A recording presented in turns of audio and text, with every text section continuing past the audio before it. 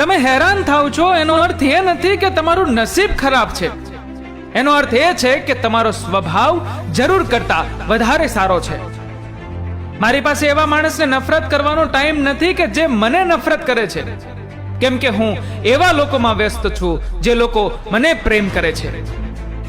ભૂખ તો સંબંધોને પણ લાગે છે, બસ લાગણીઓ સ્વાદિષ્ટ હોવી જોઈએ.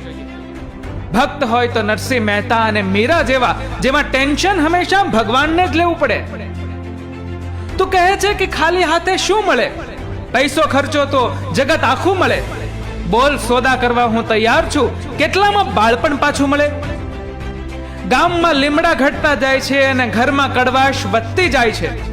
ઓઠો પરથી શુગર ઘટી છે અને ત્યારથી જ લોહીમાં શુગર વધી છે. મને નથી ખબર કે હું એક સારો મિત્ર છું કે નહીં, પણ મને એ ખબર છે કે મારી મિત્રતા જેમ